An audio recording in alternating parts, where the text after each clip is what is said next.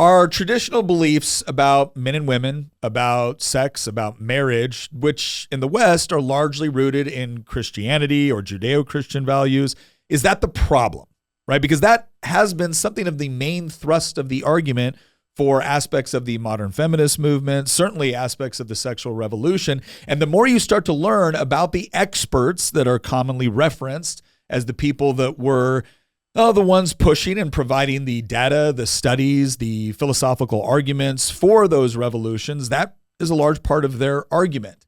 And so what we're going to discuss today is not just the sexual revolution that took place and is usually attributed to the 1960s in America and other places in the West, but we're also going to talk about another sexual revolution that took place about 2,000 years ago and the impact that had on Western society and specifically Rome. All of that and more coming up on this episode of Making the Argument, brought to you by Good Ranchers. We want to encourage all of you to go ahead and check out the show notes page where you can find out how to sign up for our online community in Circle. A lot of the ideas that we get for the episodes that we do and a lot of the questions that we base those episodes on come from our community there, and we're very appreciative of their participation. So if that's something you might be interested in, please consider checking it out. As always, I am your host, Nick Freitas. With me in the studio, my beautiful bride, Tina, Queen of the Bees. Hello, everyone. Talking about Rome today. Again, right? That's because that's what the men male think obsession. about. That's what men think about. And then, of course, speaking of people obsessed with Rome and all things history, we have our own resident historian, political prognosticator, and mostly benevolent warlord in training. Christian, how you doing? We got to shorten those nicknames. I'm looking forward to today's episode, though. Yeah, no, I think this is going to be an interesting take. Give everyone some background. This is obviously a topic that we've discussed kind of in different factors. Sometimes we've talked about men and women. We've talked about traditional roles. We were actually recently on a podcast I've listened to before where that was one of the major things we talked about are these ideas of traditional roles positive things? Are they good things? Because our modern culture doesn't seem to think so.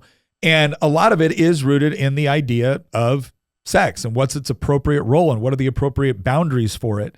And if you look at some of the thinkers, the major thinkers behind the sexual revolution, and not just that, right, but the whole concept of society and culture, ideas like postmodernism, second, third wave feminism, ideas like critical theory, right? These were all espoused by people like, Simone de Beauvoir. I always screw her name. Beauvoir. Simone de Beauvoir.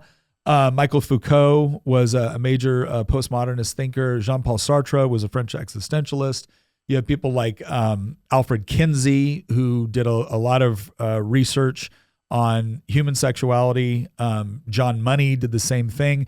And a lot of these people, if you were to go up and ask any protester, they wouldn't know who you were talking about, right? They might know someone like a Gloria Steinem, but they're probably not going to know some of these other names that were actually quite influential in changing the way that Americans and people in the West thought about things like the traditional family, marriage, and what we would probably call traditional sexual mores. And one of the arguments that they sometimes make, depending on which one you're talking to, is that the traditional roles that we find kind of rooted in the Christian West, this idea of marriage between one man and one woman, the idea of monogamy, the idea of faithfulness within marriage, and that the same sexual mores that apply to women also should apply to men, in the idea that men shouldn't be sleeping around either. They will argue that not only are these things not morally sustainable, they'll say that they're unnatural. They'll claim that they're also not a part of some long tradition within, human society, but rather a relatively new development that took place as a result of Christianity, which again, they hold up as either being absurd or they hold it up as being oppressive and patriarchal. And so what we're going to do today is we're going to review a video that is coming out here, and it's from Live Action. And we've done stuff with Live Action before. I've been on Lila Rose's podcast before. And they decided to dig into this whole question of human sexuality and modern thinking about it compared with thinking in antiquity. And one of the videos they have has to do with the sexual revolution that took place within the Roman Empire. And again, when you think sexual revolution, you probably think 1960s era, right? You're probably not thinking Rome. But I think they make an interesting argument that was the first major sexual revolution to take place in history, or at least one of the first ones to take place in the West, which had such a major impact that it not only drastically changed the society that it first realized itself, but it changed the way that the West largely thought about these issues for centuries to come. And that's worth exploring. So what we're going to do today is we're going to take a look at this video. It's about 10 minutes. We're going to kind of break in. You've seen us do react videos with What If Alt Hist and Mentis Wave and others. So it's going to be kind of like that. We're going to watch the arguments that are going to be made. We're going to stop it at times. We're going to have discussions. And then after that, we're going to kind of give it a review. We're also going to talk about, again, kind of the modern sexual revolution and how that's impacted society. And then we'll just kind of get everyone's thoughts. So that's going to be the agenda for today. So Christian, if you wouldn't mind, let's go ahead and start this video from Live Action featuring Lila Rose discussing the sexual revolution within the Roman Empire. When we talk today about the sexual revolution, we usually refer to the radical change in sexual values that took place in the West in the 20th century. But this was not the first sexual revolution. And it wasn't even the most radical. In fact, another far more massive sexual revolution occurred nearly 2,000 years earlier when Christianity took root in the 1st century AD and prompted a complete overhaul of the sexual ethics of the dominant superpower of the day, the Roman Empire.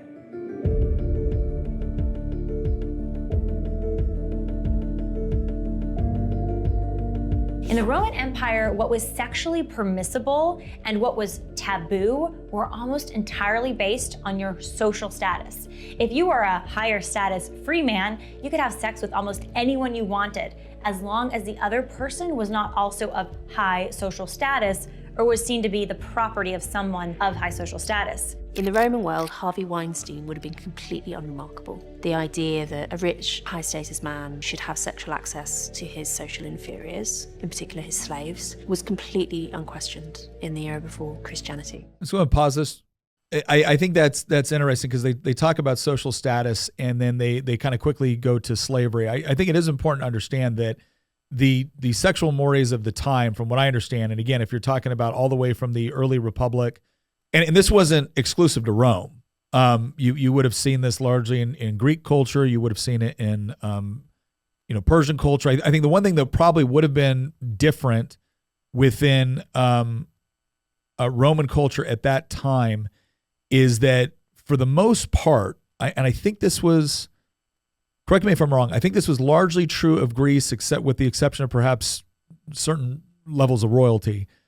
Marriage usually was between one man and one woman. That didn't mean that they were monogamous, but infidelity was widespread. In fact, Augustus, when he was ever tried to actually create a bunch of new laws within Roman society, and this is when you see the Republic kind of switching over to the Principate, or what we would call the Empire or Imperial Rome.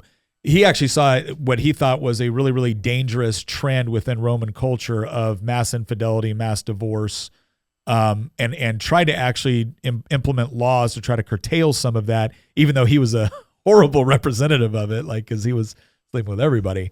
Hey, at least he tried. Yeah. But wasn't that more tied to your status? So was he more concerned about it amongst the lowly people and not the high status people? He was actually concerned about it amongst the higher status. And the reason why is because Augustus viewed, this is actually important to this video. I don't know if Lila is going to bring this up eventually, but I guarantee you it's going to be relevant to the rest of what she's going to talk about.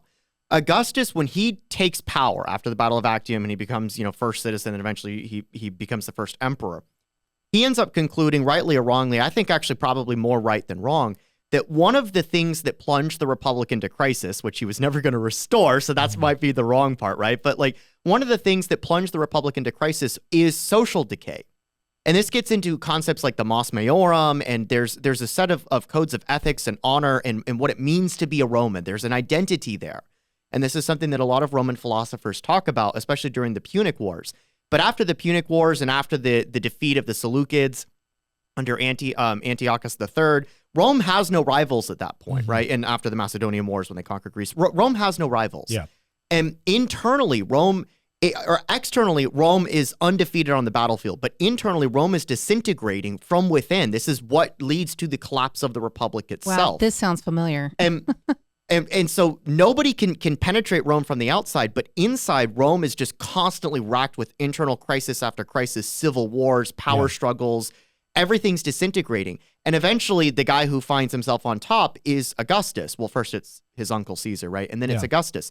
And Augustus concludes that one of the things that led to the crisis of the Roman Republic is the fact that there's this social decay taking place. He looks around and he sees that the very leaders that are penning all these, poems and speeches about how great the Republic is are going around and they're not actually practicing the type of ethics and morals that should define a great nation. And so one of the things that he tries to do, despite the fact that he is sleeping around himself and that he's a total hypocrite on this, is that he tries to reinforce a sense of public morality with a lot of his edicts he's trying to punish things like adultery, which is difficult to do. By the way, the historians would tell you Augustus fails when he attempts to do this largely. Maybe not completely, but he largely fails when he tries to rein in the loose morals. Well, and I think this is what's interesting to point out, right? So Augustus, again, even though he's not a good exemplar of it himself, he understands that, okay, decadence and moral decay within a society is actually bad for the nation. And so he's trying to use legal mechanisms in order to prevent that.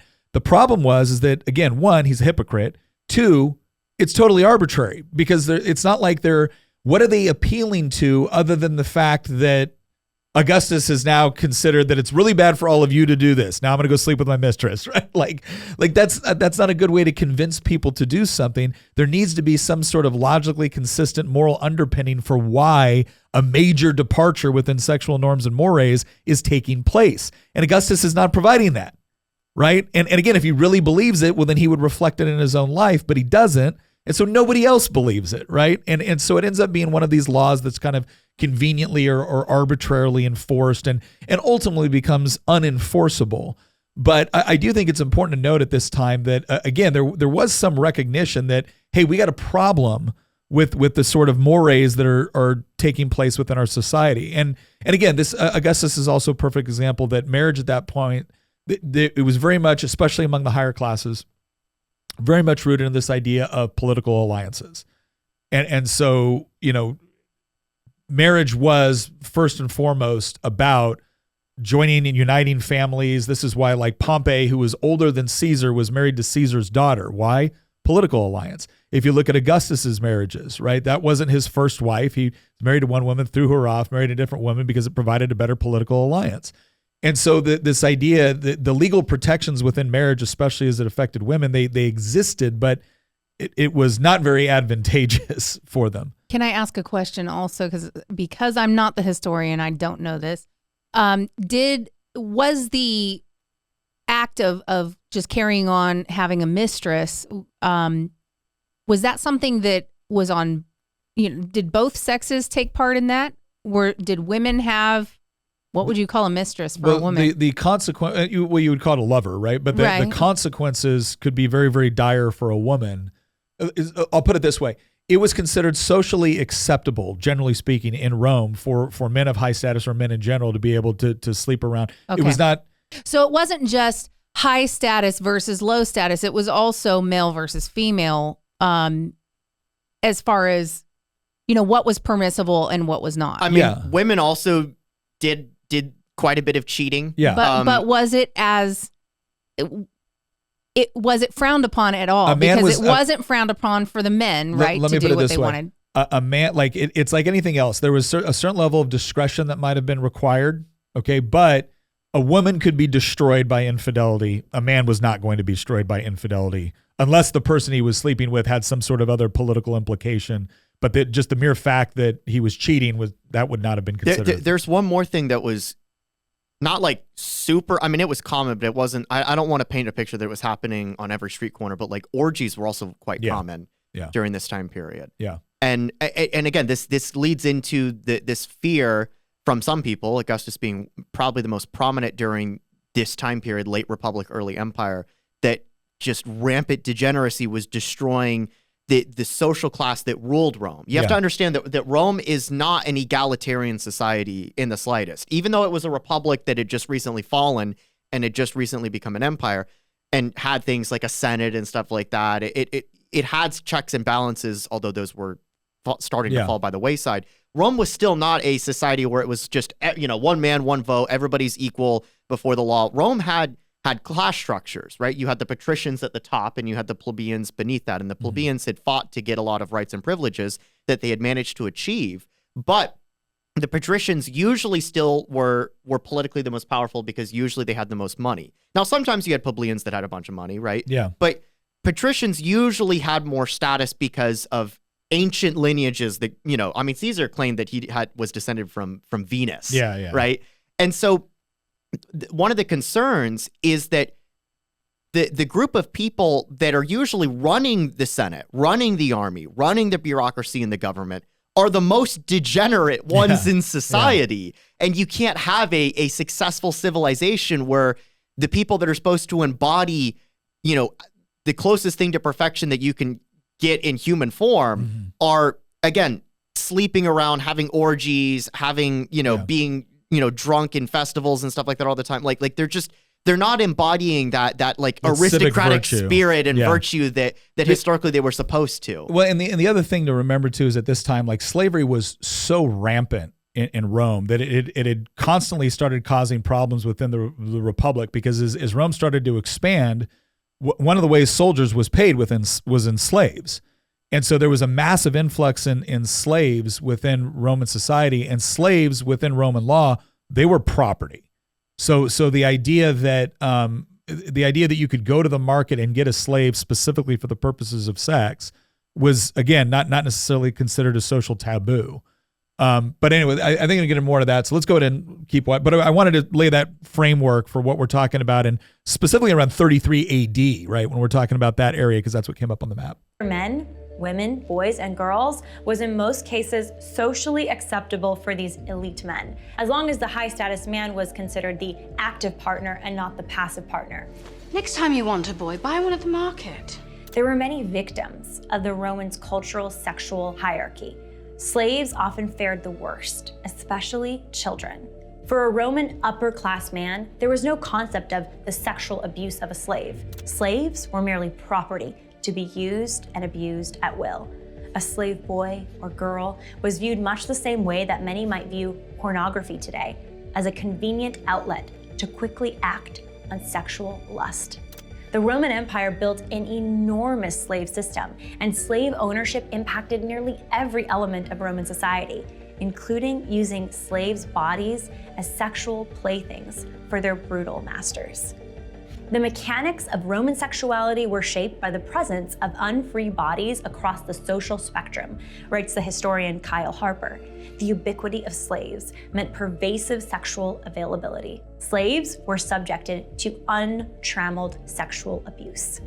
Today, we understand consent to be an important standard by which we determine whether a sexual act is ethical or not. Pause real quick. Yeah, this point that she's making right now on the whole consent idea was this idea, they just didn't understand consent. No, they did, unless you were a slave, because a slave was considered a completely different entity within society. Again, it was property. Your property doesn't consent to you. Your property just submits to you. And that's how Rome largely looked at this. And you know this by one of the rules that she mentioned earlier was that as long as you're the active participant and not the submissive participant, that right there tells you consent versus no consent. Well, the active participant on that doesn't just mean that, though. It was so largely what they're talking about.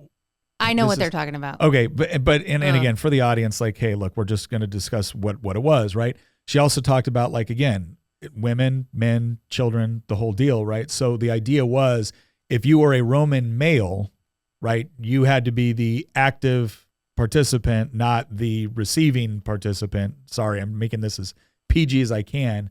Otherwise, it was considered. This is another reason why a lot of times when people look at sexual mores within like the Roman Empire, within ancient Greece, they have this idea of what was actually going on, and it's a very modernized version of that. It's like, no, there was still some element of social disapproval of certain things. right? The Spartans, for instance, used to criticize the Athenians for being boy lovers, right? Is this idea that pederasty was considered unmanly and considered on some level immoral, even though it took place to some degree. But this idea of again, a Roman, a high status Roman man with some sort of proclivity could either go to the appropriate brothel or to the market, buy the slave in order to engage in that sort of activity. And regardless of what the social status was, it was at the very least legal. There's this really interesting scene, and I know this is an HBO movie, right? I'm not claiming it's a documentary, but there's this whole scene that takes place in there where one group of one clan is very upset because a boy in their clan group, right, engaged in favors for a man in a different group. And they bring it to this guy because they're basically asking for permission to go and either beat or kill the guy that did it. And the response is the boy received payment, right? So even if there is a social, so what you're seeing is that there's a social connotation that this was bad and shouldn't have happened because it was dishonorable. But then the guy responding with the boy received payment but it was legally acceptable because payment took place, right? Or what somebody in modern terms might say is, oh, sex work is work. And I know there's a lot of people looking at me like, Nick, you're being ridiculous. Nobody believes that's appropriate. Well, hang on, because we're going to show you later in the show where a lot of the people that influenced the modern sexual revolution, what they thought about that sort of thing. And it's probably not as, far afield as you might imagine. But I just wanted to point out that whole idea that, the slavery and how slaves were seen, and the fact that slavery was so rampant. Like you've got to understand when you're going into Gaul or you're going into North Africa, and you are bringing back literally thousands upon thousands of people that are now going to work the fields, be house slaves, and stuff like that. It massively impacted the Roman economy, but it also massively impacted the Romans' view of sex. Slavery basically destroyed so many things that the old Rome had before the Punic Wars, right? Yeah. Because after the importation of first a bunch of Carthaginian and then eventually Gaelic and then eventually Macedonian and Greek and Egyptian and Syrian slaves, once they expand into the Eastern Mediterranean, not only do you see an uprooting of the old Roman economy, this is where you get things like the Gracchi brothers, right? Yeah. There's huge economic turmoil, but there's also huge social turmoil because suddenly there's a lot less incentive to get married and have kids if you can just go to the market and purchase whoever you want.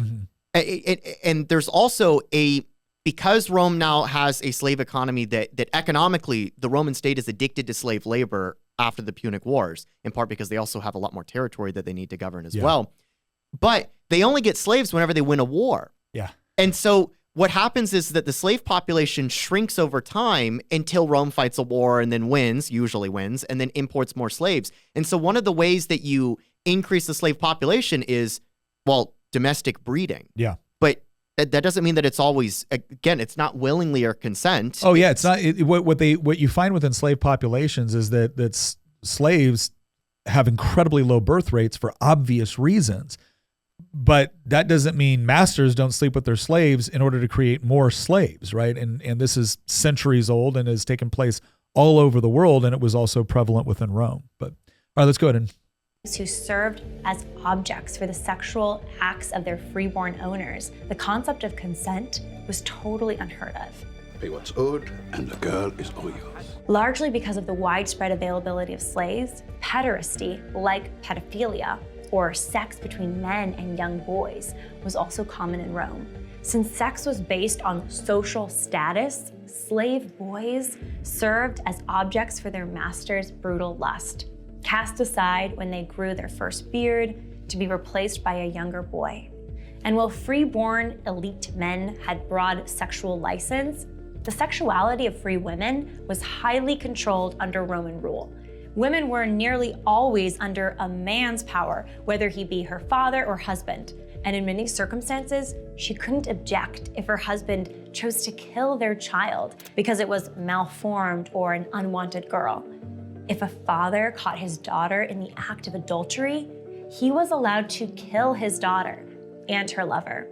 Into this sexually abusive world entered Christianity. Imagine being a Roman slave or a low-status woman and hearing the teaching that all human beings, male and female, are made in the image of God. Or the Apostle Paul's words in Galatians for the first time: there is neither Jew nor Greek, slave nor free, male nor female, for you are all one in Christ Jesus. Instead of basing sexual ethics on social status, power, and dominance, Christian teaching based sexual ethics on the equal value of every human being. And it upheld freely chosen, one woman, one man, monogamous marriage as the only acceptable context for any sexual activity. Marriage is the covenant that unites a man and a woman to one another and to any children that may proceed from their union. Instead of forced marriage, Christianity required that each spouse freely choose the union. Instead of tolerating sexual infidelity in marriage, Christianity required that each spouse be faithful, the man equally so as the woman. Instead of seeing people of lower classes, women or children as property, Christianity required that they be treated as persons with the same dignity as anyone else. Any sexual act outside of the marriage bed was forbidden. And for those who married, Christian spouses, husbands and wives were taught that their bodies belonged to one another as gifts, the husband's body to the wife and vice versa. Pause. Yeah, this is totally revolutionary. I think, again, one of the things I found interesting about this concept on talking about a different type of sexual revolution is that if you look at what had been common practice within the ancient world and what the classical world, it's not as if monogamy didn't exist as a concept, and it's not as if marriage between one man and one woman didn't exist as a concept. It just wasn't very prevalent, and there wasn't some sort of, and here's the difference. This is why it didn't work for Augustus when he tried to cut down on adultery and infidelity and things like that. It's like, what are you tying it to? Because if you believe, if you're coming from a polytheistic culture like Rome did, which was largely based off of Latin adaptations of Greek gods, show me the monogamous Greek god, right? Like there was none, right? They were constantly sleeping with everybody all the time, sleeping with other gods, sleeping with demigods, sleeping with humans in order to make demigods, right? Like this idea that there was any sort of overriding moral prohibition on something that was now wrong, not simply because a leader said so, or not simply because someone was trying to make a social argument that, or a purely utilitarian argument. It was the idea that, no, God says this is wrong. You shouldn't do this. And there's going to be plenty of people that say, well, when I read Old Testament law, like, okay, but you're going to find that when Old Testament law even talks about slaves, it's a very, very different concept of, what you would have thought of in slavery in these terms. A lot of it had to do with like debt restitution, and that there was still a strict legal codes with respect to what you could do. Slaves couldn't be treated as pure chattel or property. They could not. And then what they're also going to say is, okay, well, that's great, but look at all these, Roman emperors that claim to be Christian, but they, again, not saying that everybody that claims to be a Christian does a bang up job on this. We know that's not true. Constantine murdered his own son. Yeah, we know that nobody's claiming, and they're not claiming that what happened is that once Rome adopted Christianity, everyone behaved like perfect Christians. That's not the thing. What was different? What was, again, when we talk about something being revolutionary, we're usually talking about some sort of major departure from the current or the present or the past. And the major departure here was a monotheistic religious worldview, first with Judaism, and then with Christianity, because Christianity recognizes both the Old Testament and the New Testament as doctrinally sound, as canon, was the idea of one man, one woman, right? And you're not allowed to cheat. This flies in the face of a lot of what you see modern red pill manosphere arguments too, that, well, of course men can cheat. We're just, programmed to do that. Christianity says, I don't care what you think you're programmed to do. You're not allowed to do that. It's immoral to act that way. I think there are whole swaths of people that would look at this and go, well, we want all of the sexual, freedom. Just we want there to be consent. Yeah. We don't want there to be a slavery aspect. And I think that, doing that, you're cherry picking and something's going to develop out of that. Eventually, you're going to have people oppressed by other people. We can already see it happening with trying to normalize pedophilia and say, oh, yeah, well, a child can totally make their own mind up of whether or not they want to have sex with an adult. And we don't talk about, we're not going to talk about grooming. They're just treating them nice, And this is a mutual love relationship. And, and again, a lot of people are going to watch this going, Nick, nobody thinks that. Nobody that's not believes true. that. They do think it. We've got the receipts, people. We have got the receipts. I think that one of the biggest takeaways here is the establishing agency. People have agency over their own body at that point, and somebody can't be forced to be a slave to someone else's whims. And that is what the biggest takeaway is of this. All right, we're going to take a quick break to not only thank our sponsor, but to also let you know about a new deal that they have coming up. Because it turns out when you go to goodranchers.com and you use promo code Nick and you sign up for one of their subscriptions for a limited time, they're going to give you free 8 Wagyu burgers with each box for an entire year. That's like a $400 value. Not only that, but they're going to throw in a special gift just for you. And that is bacon butter. Yeah, you heard that right. It's bacon butter. Bacon butter exists. Explain to me that there is no God. Like, that's not even a thing, right? Bacon butter, free 8 Wagyu burgers with your order. GoodRanchers.com. Use promo code Nook. This is important not only because Good Ranchers provides a quality product, but as we've mentioned several times before, you're going to be going to the grocery store all summer looking for burgers and things like that when you go on your outings. And you're going to think that simply because the burger has a little American flag on it or whatnot, that was something that was raised in the United States. That is not always the case. A lot of times they're raised in a feedlot somewhere else. They're shipped here. They go through minimal processes. And then all of a sudden, boom, it's an American product. But if you want the genuine article, go to goodranchers.com, use promo code Nick, type in for one of those subscriptions, and for a limited time, you're going to get 8 free Wagyu hamburgers with each box for an entire year. Again, that's like a $400 value. Like, what are you even waiting for? All right, so once again, go over there, try that out. Thank you very much. Let's get back to the show. Well, I think there's 2 other components here that are very important. One, again, let's go to the critique of, Christianity. You mean like King David? You mean like King Solomon, who had 300 wives and 700 concubines?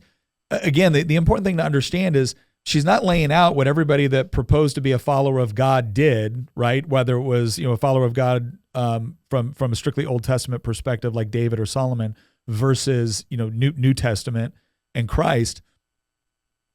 What she's saying is that this is what was laid out. This was the law, both in Jewish law and what we call the New Testament covenant, was this this And when the Bible talks about what David did and what Solomon did, and when it talks about other indications of like the patriarchs and whatnot and the things that they did, God did not condone it. They're not saying God said this was cool. They're saying this was done. You're getting an accurate portrayal, which is also interesting because typically if you were the king, the only thing that got written about what you did was what you wanted written about what you did. And they reaped the consequences for it. Big time. Big time. So you can't look at something back then and go, well, since this happened and it was written in the Bible that it happened, then God must have been totally cool with it. Yeah. That's not the case. Not at all. You have to read the entire story to know actually there were dire consequences for it. I think that too many people are getting hung up on the Old Testament, though, because Jesus comes along and he says, I have not come to abolish the law. I have come to fulfill the law.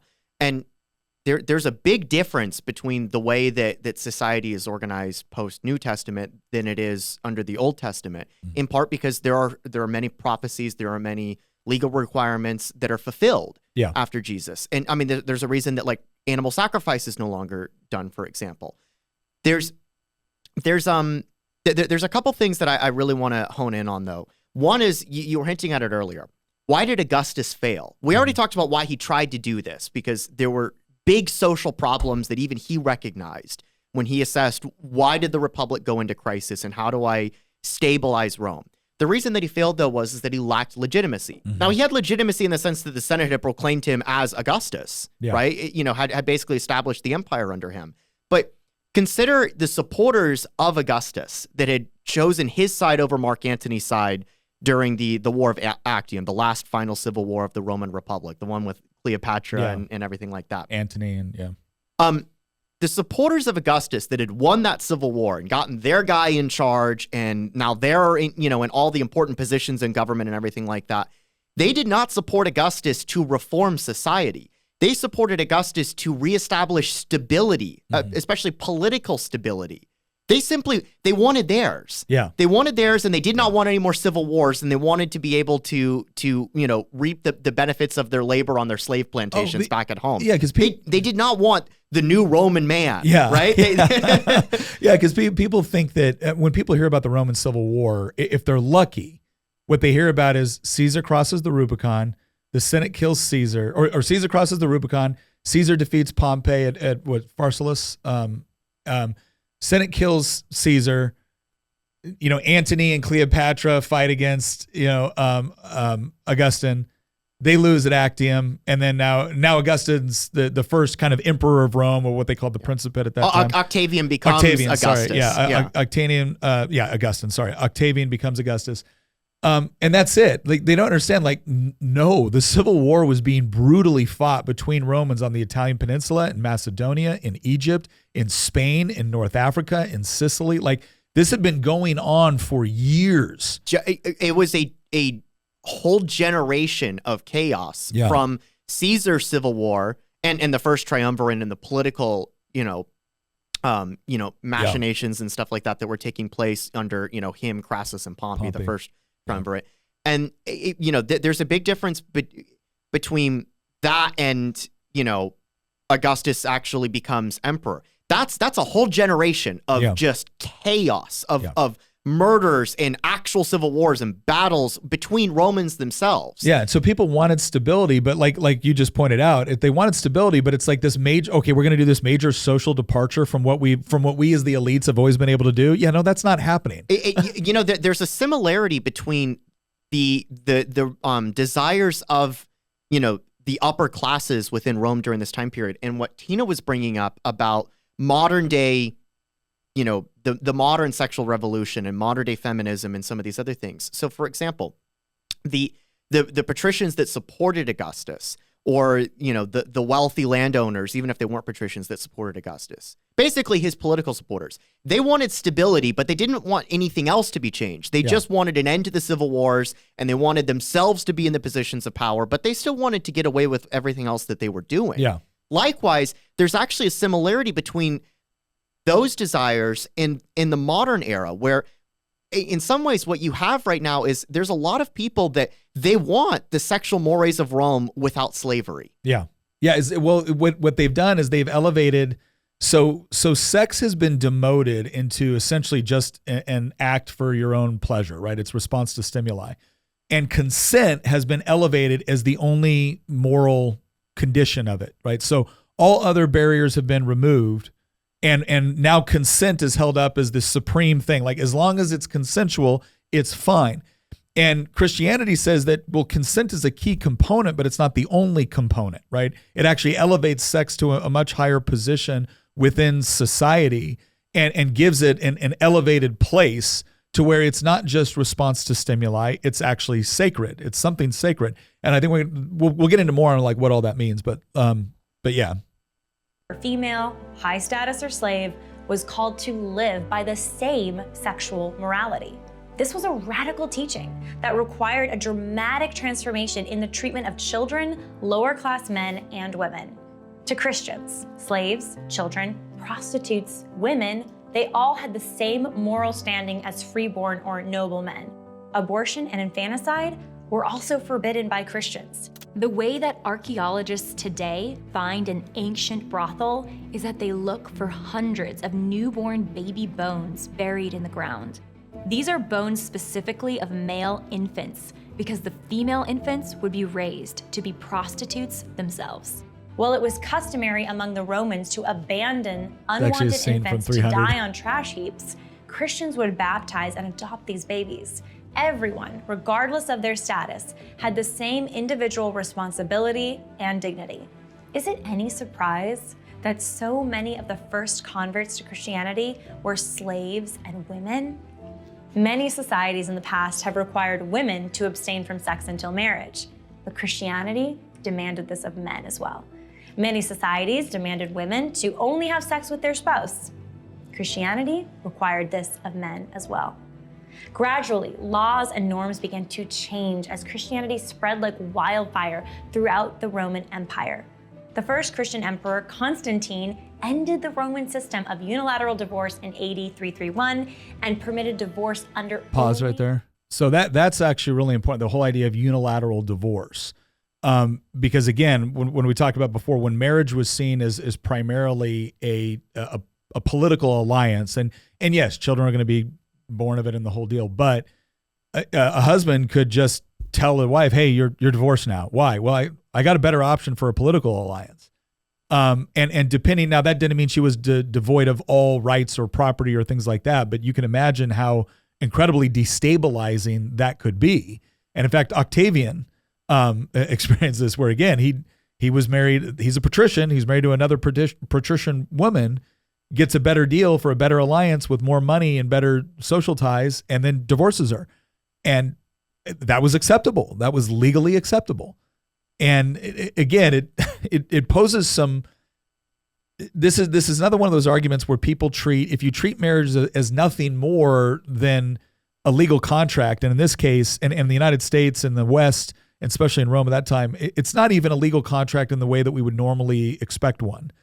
But it's very destabilizing to a society, both to the children, but also to the society as a whole. And so revamping marriage laws to where you couldn't just unilaterally leave a marriage, a lot of people now would look at that and say, you didn't have no fault divorce where you could just, well, what they were trying to prevent was this idea that at that point primarily impacted women in a negative light because men could just simply essentially cast her aside. The argument from a modern day perspective is that the pendulum has swung so far in the other direction that men are dissuaded from getting married because the legal codes in place with no fault divorce allow women to leave, but then also essentially get paid to leave. And so it's interesting how, once again, like the modern sexual revolution kind of took the problems that had existed before, right? We can all imagine a situation where a woman had to leave because she's being abused, right? Or a spouse had to leave because they were being abused. I think we can all understand that that's something for which we should be able to reach some degree of common ground. But it's this idea of devaluing even the contract of marriage. So let's say you're purely secular and you don't even look at it as a sacred institution. It's merely a legal contract. Well, the legal contract has either been reduced to such a degree to where there's no actual legal benefits to it, or it's been legally manipulated in such a way to where one side of the legal document is now financially incentivized, along with being potentially socially incentivized to leave the marriage. You're also diminishing the institution of marriage that way as well. Well, one of the other ways as well is, when you look at what marriage used to be, you used to wait to have sex until marriage. It wasn't very long ago that was expected. You didn't move in together before you were married. You didn't go and sleep around. You didn't go have one night stands. And there was a reason why you would sort of be viewed a certain way. You'd lose your character a little bit, or like a man would be considered sort of a dog or a cat or, a womanizer. And he was viewed badly for that behavior as well. Women were viewed badly for being loose and sleeping around and being easy. And there's a reason all of this existed. And I would argue that, that one of the reasons why marriage fails so much now is because you don't need to get married to cohabitate and have society think it's totally cool. It is completely normal for people to cohabitate now. And to have children together and have baby mamas and baby daddies and all of this stuff. But every single place you look where you've got the fatherless children, all of these signs of decay exist. You look at the high crime, you look at mental illness, you look at struggling to survive, struggling in school, whether or not you can move forward and support yourself in society. I mean, all of these things are very closely tied to the fatherless children epidemic. And so when people want to look back and go, oh, well, if we could just have consent be fine, as long as there's consent, because that's basically what we have right now. Where as long as you have consent, it's all whatever you want to do. And there are some that are arguing that even applies to children. I mean, this is why I said earlier that from my standpoint, I think that there's a lot of people out there. And it's not like they're all just women. I said the feminist movement, but let's be, you brought up, there's elements of the red pill movement within men that push this as well. I think that there's a lot of elements in society today that they might not know the histories, right? And they might not know the philosophy or the theology that we're talking about here. But I get the sense that a lot of them want the late Roman Republic, early Roman Empire era of sexual relations minus slavery, but inserting in consent. And they want everything else. Yeah. All the that's orgies, absolutely what they all want. the infidelity, all the adultery. I mean, just look at these leftists that are like, I want my children to see kink. Yeah. I want them to know what kink is. Pedophilia and here's the problem though with saying, well, I want what the Romans have, but I don't want slavery and I do want consent. Yeah. Is where are you getting the consent from? Right. Here's the problem, and I think you know where I'm about to go with this. There's something that comes along that provided legitimacy to the consent in the first place and also took away the legitimacy of the slavery. This was Christianity. And so what these people want, without realizing it, is what they want is they want, it's almost like the cultural Christianity. Remember when we talked about how some of these people got red-pilled, like Richard Dawkins, who now calls himself a cultural Christian. What a lot of these people want is the benefits of Christianity without the actual applicability of Christianity. Yeah, they want people to police themselves. What they don't realize is that if you strip away the actual importance and legitimacy and belief, these people didn't just transform their lives because they thought it was good for them. They transformed their lives because they thought it was true. Yeah. Yeah. And so the reason that Roman society evolved over time wasn't because everybody woke up one day and realized, oh man, things are going to hell in a handbasket. We need to change. No, Augustus tried to do that. Yeah. And he failed. The reason that people changed was because they adopted a belief system that they were convinced was true. Now, if you strip that belief system away and you don't believe it's true anymore, but then you still say, well, I want these things that this belief system authored, eventually what you're going to see, and this is the one thing where the Me Too movement is actually right. I can't believe I'm about to say this because they're wrong about so many other things when it comes to the politics of it. And there's very negative elements that came out of the Me Too movement in the sense that men don't even want to be around women anymore because they feel like that they might get falsely accused of things. But the one thing that the Me Too movement was correct about is that you're going to see more people like Harvey Weinstein in the future.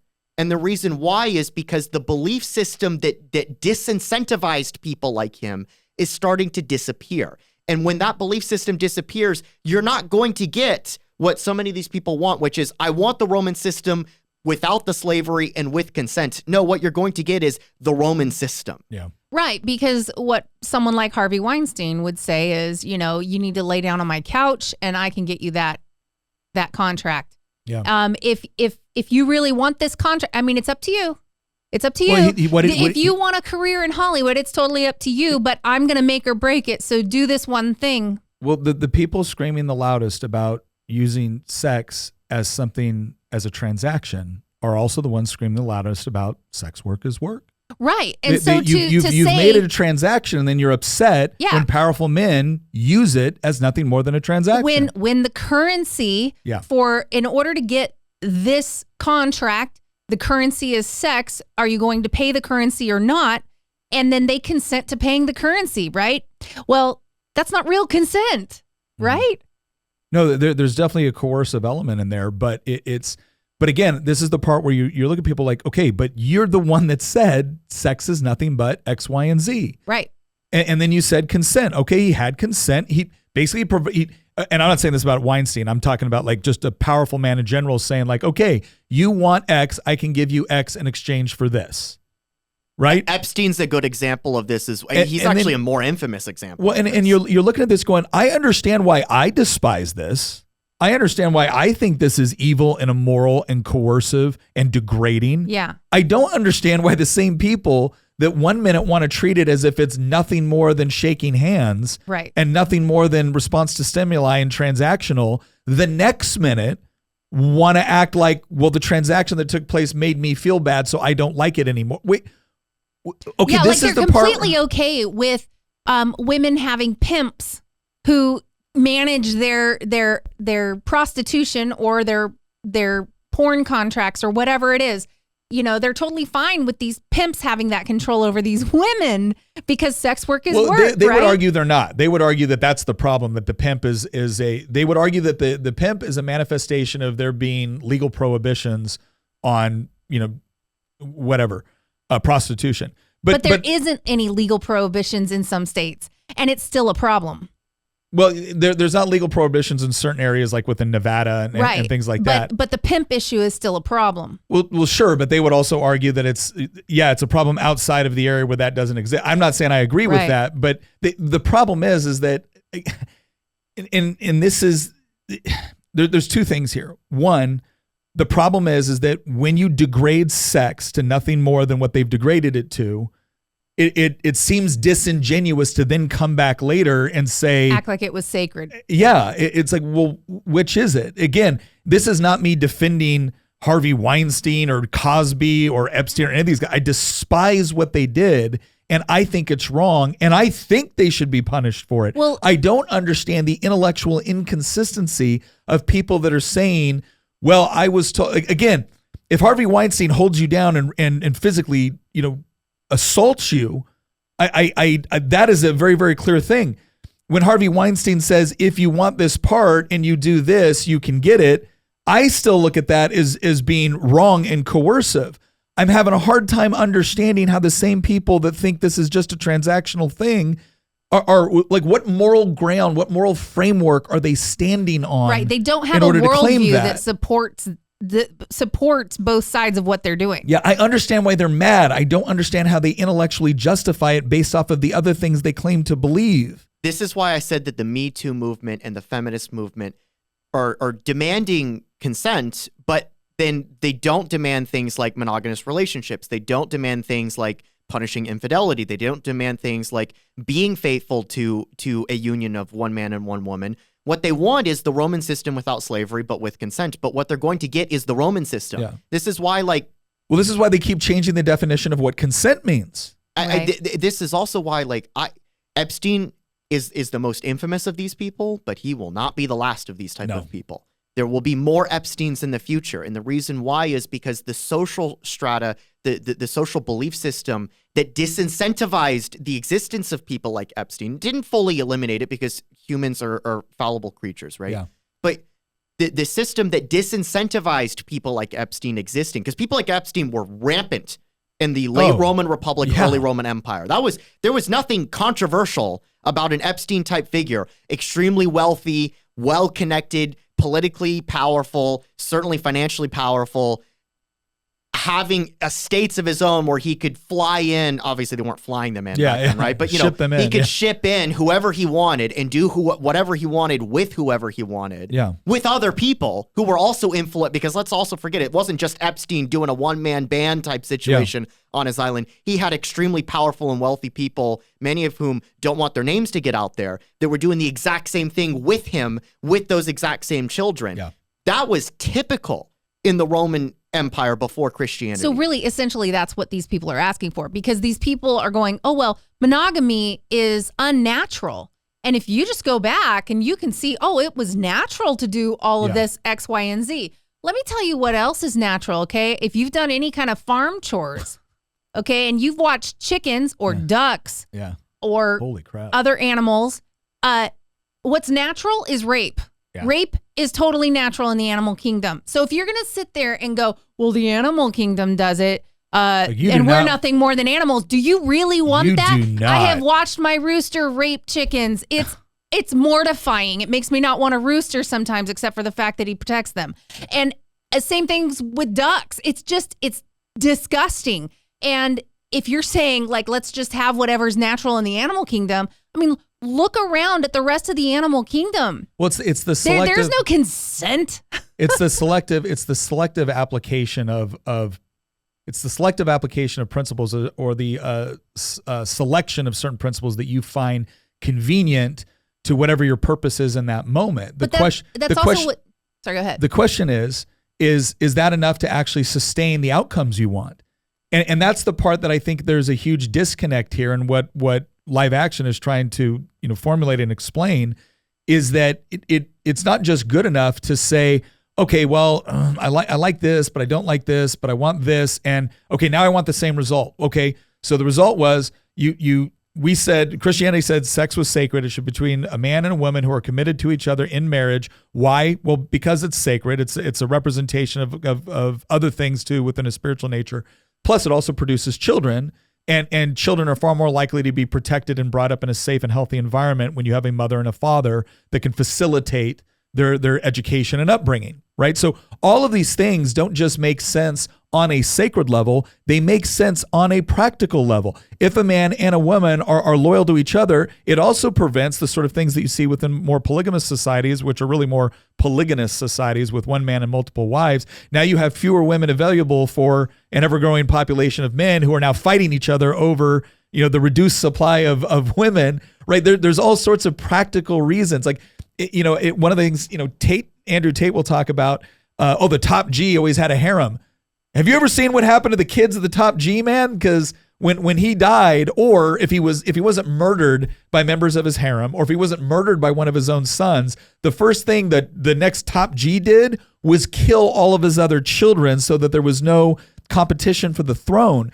Like people talk, they have this perversely romantic image, right, in the red pill area of, well, this is what it was like, and wasn't that cool? No, it led to all kinds of horrible consequences and murder and whatnot, that when you have a man and a woman faithful to one another in a monogamous relationship, you get the benefits of sex, both from a procreation standpoint, from a pleasure standpoint, from a relationship standpoint, but you avoid all these other things that are problematic that you see with things like sexually transmitted diseases or paternity claims or a sense of betrayal, all of these things. So this is the point where it's like, guys, you were trying to say, I don't want any of these negative attributes, and as long as it's just consensual, then we'll be fine. And then what happens is all of a sudden you get all these negative consequences, and you start saying, okay, well, consent's different now. Well, what is it? Well, it's going to change on a day-to-day basis based off of whether or not we like the outcome or we don't like the outcome. When the outcome works for the people in power, consent is sufficient. When the outcome doesn't work for the people in power, consent is not sufficient. Well, you know who doesn't consent? You know who can't consent is the children that come out of these things. And we look at our society right now is a sexual free-for-all. It just is. So this idea that you had, men that had harems or whatever, men have that today without marriage. Mm-hmm. Women have that today without marriage. They're all just having sex with everybody, okay? And this is the normal thing now. I mean, it's amazing to me that we could look at something like this and go, what we have right now is the removal of some of the aspects people don't like of Rome and the implementation of other aspects they love. How's that doing for us? Mm-hmm. It's not doing very well. And, there's typically a right way and a wrong way. There's the truth and there's the lie. And then there's always going to be a counterfeit. And I see the manosphere red pill thing as being a counterfeit. It's so close, but not all the way there. Well, it's and because it omits God's design in it, and God designed it a certain way for a reason. That's what makes us different than the animals. Mm-hmm. Okay, I mean, soul, no soul, right? And so if people want to go, oh well, this was the natural state of things. People aren't naturally supposed to be monogamous. Well, if you're a Christian, we are born of a sinful nature. Mm-hmm. And so we're naturally always going to want to go against what God would want. And that's what makes this different. That is why this is revolutionary. Mm-hmm. This was a consistent problem of non-Christian empires. Mm-hmm. So the Ottoman Empire and the historical Persian Empire, the Sassanid one that was conquered by the Arabs, are two very prime examples of this, especially because they were ruled by the same family for their entire existence. Okay, technically there was a very brief interruption for the Sassanids, but that was when they were in civil wars, which actually gets to my point that in these non-Christian empires, the Sassanids and Ottomans being the most prominent examples that I can think of off the top of my head, whenever the top G, whenever the Sultan or the King of Kings, whenever he had a large harem, had multiple wives or had multiple mistresses, and had dozens, some cases way more than dozens of children, they would murder each other. Yeah. And it would plunge the empire into chaos when that happened. Whenever an Ottoman sultan would die, the eldest son, or whoever, not even always the oldest son, just whoever had the most political power or the most leverage at the time would pull a palace coup immediately afterwards, sometimes even before the emperor or the sultan was dead, and would kill his own siblings. Yeah. Alexander Alexander the Great actually did this after his father was assassinated. He murdered his own siblings, other than Philip III, because he was mentally incapacitated and he didn't pose a threat, but he murdered the rest of his siblings and even some of his like cousins and stuff like that to consolidate his claim to the throne. The most destabilizing periods of the Persian Empire were the ones where the king had many mistresses and wives. Yeah. The most stabilizing periods where he had the least number, because it was very rare that a king, unfortunately, back then, especially in a non-Christian empire, didn't have multiple wives. But some would have more than others, and some would have more children than others from multiple different women. And the most stable periods of the Sassanid Empire were when kings did not have large harems and large numbers of half-siblings that all hated each other and tried to murder each other. This is actually one of the things that led to the downfall of the Persian Empire, because Khosrow II had he was infamous for having literally like hundreds of wives, and he had probably 50-something kids. And when he was fighting that last war with the Byzantines against Heraclius, there was a coup d'etat staged because he was mismanaging the war. And one of his younger sons, it wasn't his favorite, wasn't his designated heir, but he had the most political pull with people that were against the current, his father, staged a coup, overthrew him, executed his father, and then killed all of his siblings. Yeah. And the guy that took charge was a terribly incompetent person who basically plunged the empire into a bunch of chaos that it never recovered from, started a civil war that weakened the empire and enabled the Islamic conquest of Persia to take place. Yeah. It is not a stretch to say that the Persian Empire collapsed because of infidelity within the royal family. Well, I think the other thing that's important to understand about the whole harem culture and whatnot too is you're also creating a massive incentive within the harem to plot against you, because you're not going to be around there forever. And quite frankly, nobody wants a used concubine. Like I know that sounds horrible, but that's what it was, right? If you're one of the lesser wives and your child is not going to be the heir, what do you think potentially happens to you when you no longer have the benefit of the protection of the sovereign? So there was a natural incentive to try to either, if you had a child, if you had a son, to try to get them in a position of prominence where they could potentially compete for the throne, or to engage in the kind of court politics where you were aligning yourself with either certain powerful lords or whatnot. So when you did find yourself in a position where you had to strike and strike quick, you had the backing of other institutions, because your position of authority and influence within the court was limited. And so you had to make the best of it with what you had, predicting that, hey, when this all goes down and there's going to be a transfer of power, I don't want to be on the chopping block. And so again, the incentive structure you created was you have to engage in that sort of backroom deals and everything else. But all right, let's go ahead and get on with the rest of this. If a man divorced his wife without grave reason for doing so, he had to return her dowry and could not remarry. By the 4th century, the Roman law recognized that slaves could be manumitted or emancipated in a church ritual performed by a priest or bishop. The Christian emperor Valentinian I banned infanticide in AD 374. The early church father John Chrysostom taught that slaves who had joined the church must be treated as equals, and that it would be better if people kept no slaves at all. Chrysostom encouraged slave owners to educate their slaves in a trade and then to free them. In AD 428, the Christian emperor Theodosius II banned the use of coercion in the sex industry. The law was intended to protect slaves and women from being forced into prostitution. Far from imposing an oppressive patriarchy, Christian sexual ethics elevated virtually everyone in society. The value of slaves, women, and children were no longer based on their social status, but on their status as children of God. And freely chosen, faithful marriage, not social status, became the measure for sexual morality. Monogamy eliminated all other forms of sexual license, especially protecting vulnerable children, women, and slaves from the lusts of powerful men. The legacy of Christianity lies in the dissolution of an ancient system where status and social reproduction scripted the terms of sexual morality, Harper writes. The transition from a late classical to a Christian sexual morality marked a paradigm shift, a quantum leap to a new foundational logic of sexual ethics in which the cosmos replaced the city as the framework of morality. Pause right there. That's a really where the cosmos replaced the city The as polis the is framework. no longer. And that's important, right? Because that goes back to this whole argument that we started off with why did Octavian, Augustus. why did Augustus fail?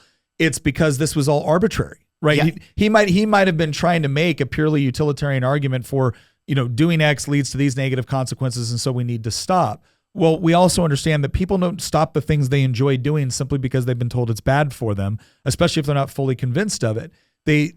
However, when you say the cosmos, what you're saying is, no, God says this is wrong.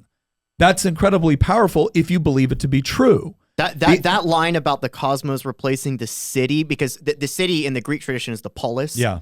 Like that is such a profound way to look at it. Because to your point, like if you're saying, and I brought this up earlier, right? Like Augustus's supporters, they didn't think that he had the mandate of heaven. Yeah. Now there were other things, because Caesar claimed that, I'm descended from Venus and stuff like that. But, everybody says I'm descended from, especially if you're that high up in the hierarchy, right? But no, once you get to Constantine, once you get to the Valentinians and Theodosius and stuff like that, in the late empire, and this gets into a brutal critique of Edward Gibbon, by the way, that we might get to in a little bit. Yeah. Once you get into that, it's suddenly the edict that's coming from the emperor is not because I said so. It's because I have the divine right. Mm-hmm. And we kind of ignore this today because most people do not believe in divine right of kings today. But back then, that was actually a revolutionary thing. It was not the Senate proclaimed this man as emperor, or the Praetorian Guard, made him emperor. Auctioned off the emperor. Instead, it's the emperor is accountable to God. Yeah. And the edicts that are coming from the emperor are supposed to be in furtherance of God's will. And so the concept of divine right of kings is not you must obey the emperor because he's chosen by God. Like that's the way that we think of it. But the way that it actually is no, he's executing God's will, which provides for a moral foundation for why some of these policies that had previously been attempted, like Augustus's, that had failed to be successfully implemented, were successfully implemented later on in the empire once it had converted to Christianity, because there was a sense of moral legitimacy.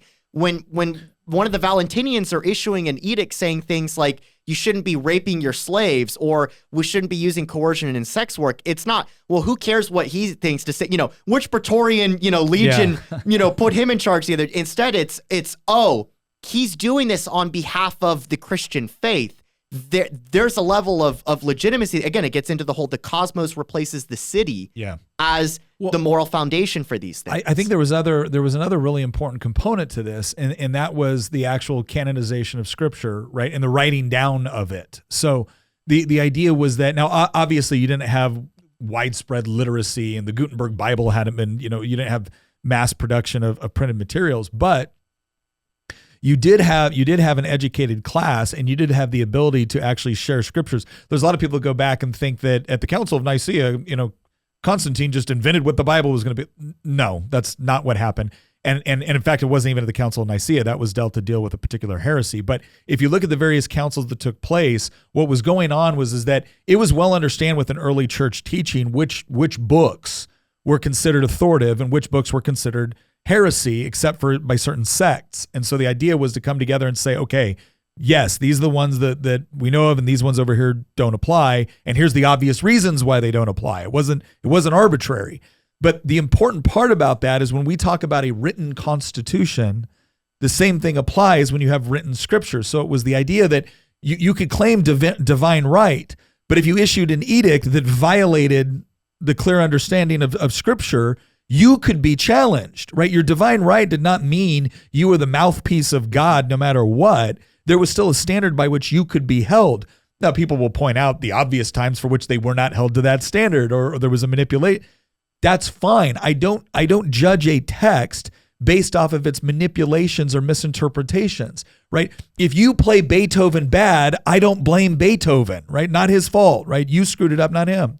And it was a similar I think the other thing too that she brings out here, which is really important, is this idea of Christianity gets a bad rap now from modern sexual theorists and whatnot about, oh, look how horribly patriarchal it was. Like, have you viewed society pre-Christianity? Like the idea, it didn't just elevate women to being, moral equals. It also told men, you have to live by certain moral codes. And when you enter into marriage and stuff like that, you have to engage in certain loyalties and protections for which men did not have those same obligations under polytheistic religions or paganism, or even what you might have called like Epicurean hedonism or anything like that. And so I think it's important to understand that, again, it's very easy to look at 2,000 years of history when we're so far detached from what was actually going on, where you could literally go to the market, buy a slave, and use or abuse him or her for your sexual pleasure. And it was not only perfectly legal, but it was socially acceptable until when? Until Christianity came in and said, no, people are created in the image of God and therefore are entitled to certain respect as a result of this. And it's not just about, elevating the rights of women, but it was also about reinserting the responsibilities of men and saying that there is a uniform moral code to which all people must adhere to, right? There's a great deal of equality within that equal obligation to a moral law. This brings me to the criticism of Edward Gibbon that I was hinting at earlier. Because, so for those who don't know, Edward Gibbon was this historian writing hundreds of years ago who came up with an argument that many historians would say has been thoroughly debunked, but for some reason, popularly, it does not die, which is the idea that Christianity caused the collapse of the Roman Empire. No, what happened is that Christianity mitigated the collapse of the Roman Empire. It's actually the exact opposite of what Gibbon says. And here's what I mean by this. And here's also how this is applicable to this topic. Gibbon says that, basically, Christianity turned the Romans woke. Obviously, he's writing, writing long before the term, but that's basically what he's arguing. He's saying Christianity makes, made the Romans soft and weak and woke, and they're elevating women and slaves, the lowest caste in society, and suddenly they can't hold their borders and they end up collapsing. The barbarians come in. What he's leaving out is that the barbarians are Christians. And so this is why I say that Christianity actually mitigated the collapse of the Roman Empire. If the Roman Empire had collapsed without Christianity, what you would have seen is the way that any other previous empire, like look at what happened after the Assyrians collapsed. Yeah. Or look at what happened after the Carthaginians collapsed in the face of the Romans. Look at what happened after the Seleucids collapsed in the face of the Romans in the west and the Parthians in the east. Or when the Parthians themselves collapsed. Like in all these ancient pre-Christian empires, what you end up seeing is a mass enslavement of the defeated peoples, and a mass subjugation of society, erasure of culture, and forced conversions many times, or executions, and in some societies like the Aztecs, human sacrifices. What you ended up seeing in the collapse of the Roman Empire was it was still chaotic and it was still bloody in some senses, especially like Attila coming in and stuff like that, and the sacks of Rome and the early 400s. But by and large, the collapse of the Roman Empire was way peaceful compared to the collapse of many of these other empires. When the Carthaginians collapsed, it was like salting the earth, baby. It was massacres, mass enslavements. The men get the sword, the women get raped, and the children are sold into slavery. Yeah. Right? Like that's the order of the day. But when the Western Roman Empire collapses, it in some ways it's weird. It's a managed collapse. And the reason why is because what replaced it were barbarian kingdoms, but they were Christian barbarian kingdoms.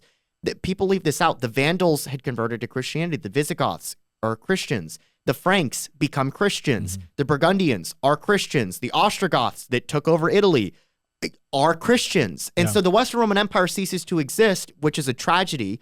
But what replaces it are a bunch of Christian kingdoms that all follow the same religion and all have the same sense of moral ethics and codes. The only thing that they disagree on is, the one thing they agree on is, the emperor's still around. He's just in Constantinople and wore his viceroys. Yeah.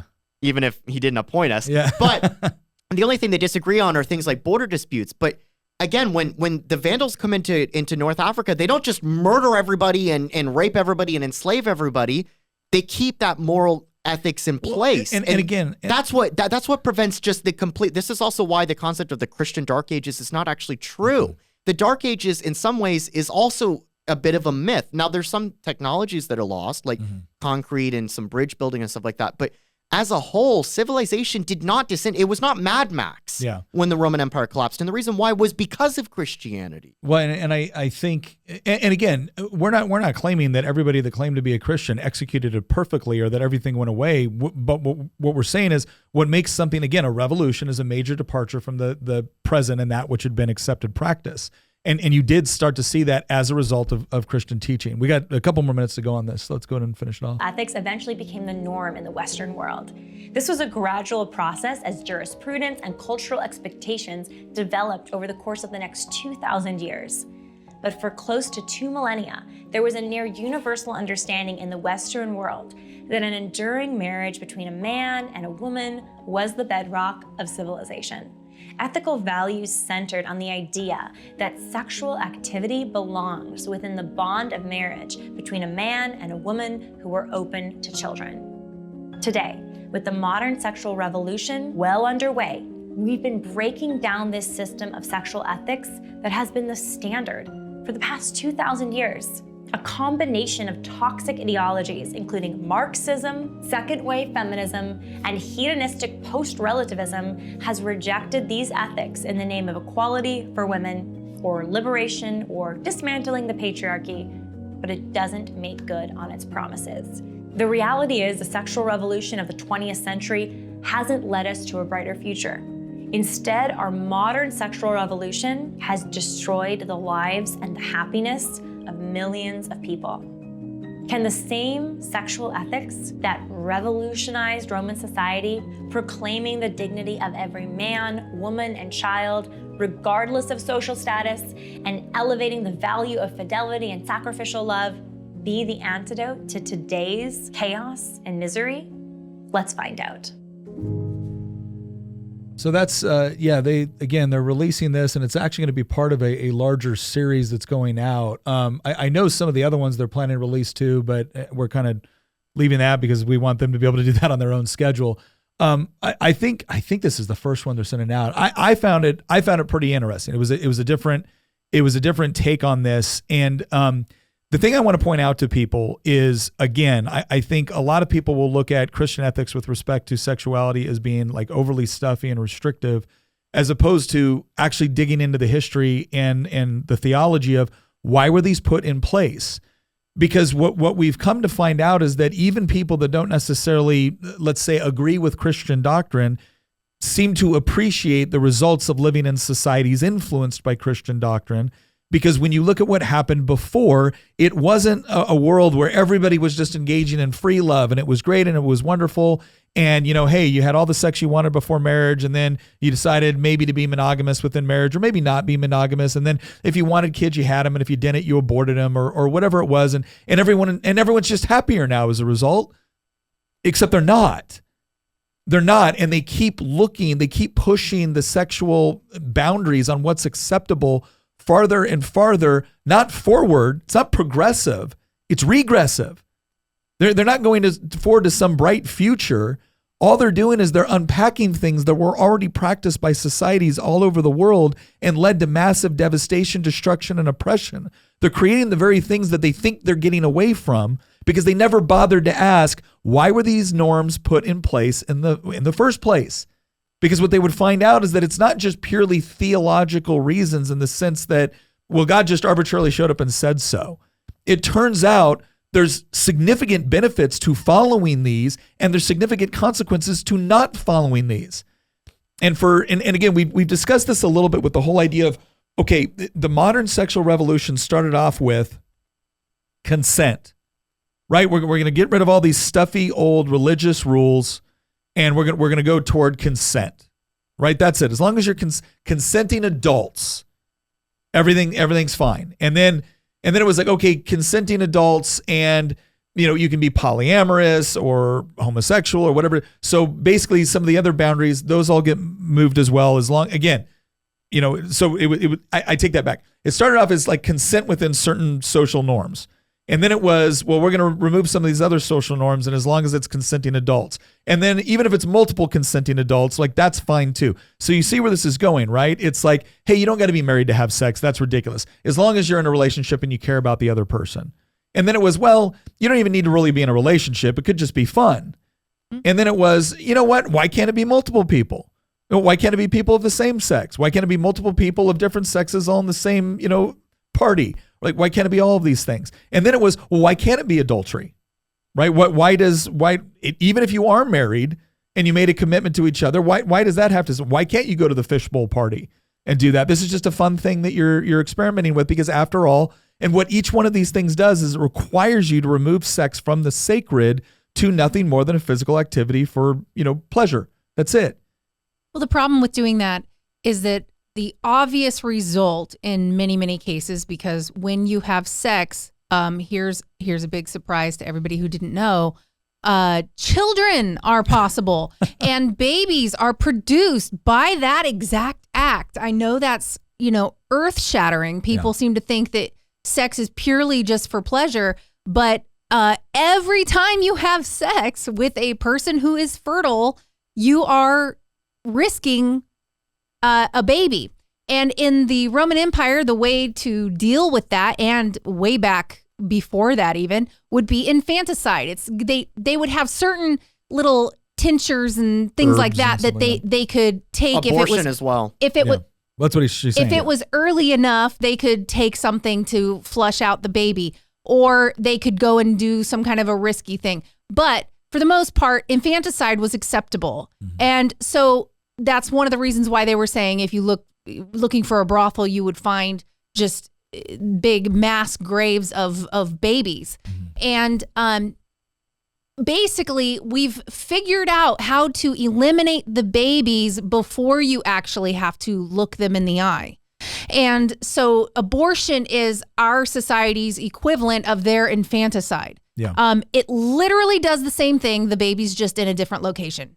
That's it. So, and it's a different age. The other reason why I wanted to point this out is because when you start to realize that this is not a progressive movement, it's actually a return to something that was going on in antiquity, you also start to ask the question, okay, so who are some of the people that are pushing for this? Because the consent between adults is not where this stops.